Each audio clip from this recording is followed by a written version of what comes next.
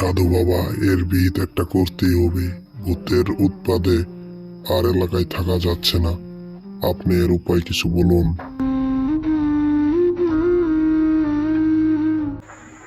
ডাইনিকে মারা একটাই উপায় আছে।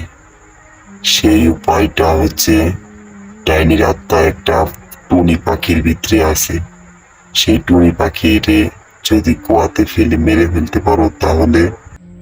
সেই দরবেশের কথা শুনে গ্রামের লোক সেই টুনি পাখিকে ধরে কুয়াতে ফেলে দিল।